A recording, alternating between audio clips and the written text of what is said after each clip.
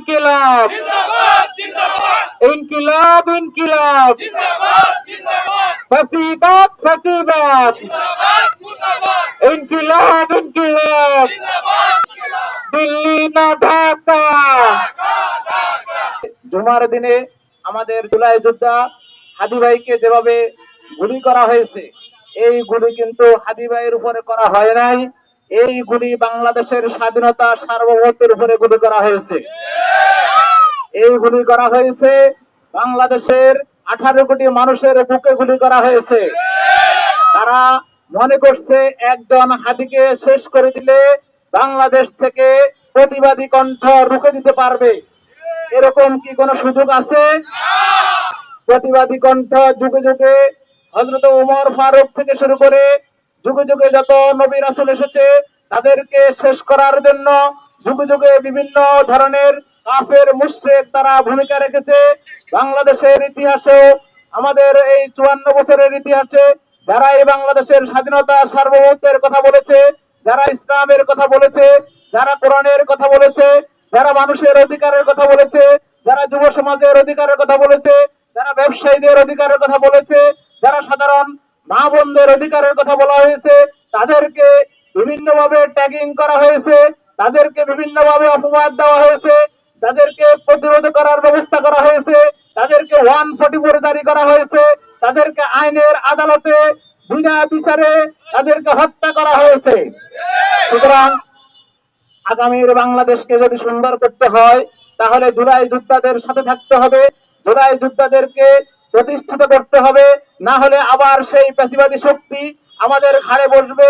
আমাদের বাংলাদেশে ফ্যাসিবাদ শক্তি চলে যাওয়ার পরেও আরেকটা শক্তি ফ্যাসিবাদকে উজ্জীবিত করার জন্য, ফ্যাসিবাদকে সংরক্ষিত করার জন্য, তাদেরকে প্রতিষ্ঠিত করার জন্য, তাদের কার্যক্রমকে তারা জায়েজ রাখার জন্য তারা সব ধরনের কাজ করে যাচ্ছে।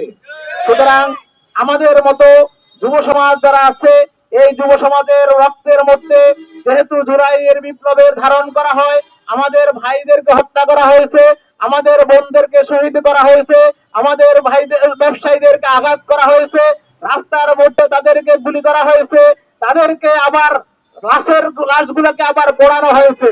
সুতরাং আমরা সেই কথাগুলো ভুলে যেতে পারি না।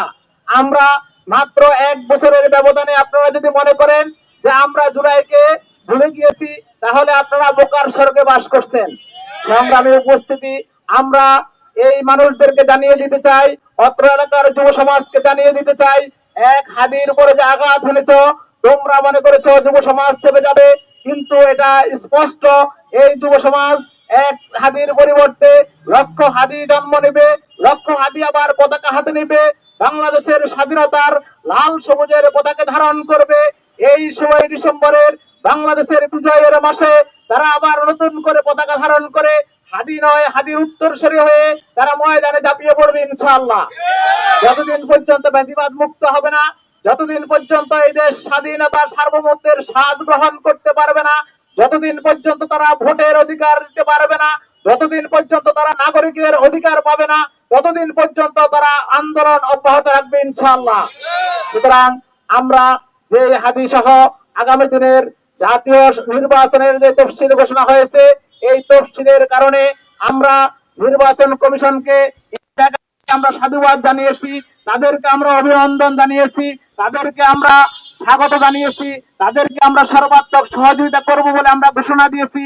কিন্তু সেই জায়গায় একদিনের ব্যবধানে যে হত্যাকাণ্ড ঘটেছে, যেই আঘাত করা হয়েছে, এই আঘাত দ্বারা প্রমাণিত হয় যে আগামী দিনের বাংলাদেশের জাতীয় নির্বাচন কোন দিকে যাচ্ছে, যারা প্রার্থী হয়েছে তাদের অধিকার কোথায়, তাদের নিরাপত্তা কোথায়, তাদের নিরাপত্তা এই সরকার আমাদেরকে সুষ্ঠু লেভেল। সুতরাং আগামী দিনের এই জাতীয় সংসদকে যদি সুন্দর করতে হয়, লেভেল প্লেইং ফিল্ড করতে, তাহলে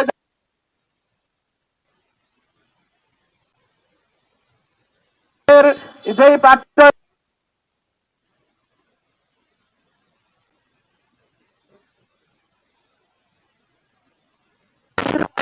নিশ্চিন্তে যেন তারা অধিকার পেশ করতে পারে, তারা যেন ভোট কেন্দ্রে আসতে পারে, তাদের মতামত পেশ করতে পারে, সেখান থেকে আবার ভোটের রেজাল্ট নিয়ে তারপরে তারা যেন বাসায় যেতে পারে, সেই নিরাপত্তা দেওয়ার জন্য আমাদের যুব সমাজ কি প্রস্তুত আছে?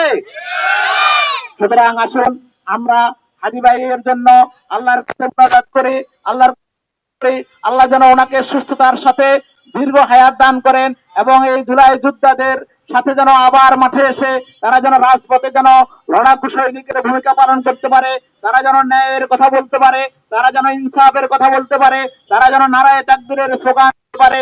সুতরাং আল্লাহর কাছে সে দোয়া প্রার্থনা করে অতি দ্রুত আল্লাহ সুবহানাহু ওয়া তাআলা এই হাদি ভাইকে যেন আমাদের মাঝে ফিরিয়ে আনতে পারে, সুস্থতার নিয়ামত দান করে, সেই প্রত্যাশা ব্যক্ত করে আমি আমার কথা শেষ করছি। আসসালামু আলাইকুম ওয়া রাহমাতুল্লাহি ওয়া বারাকাতুহু।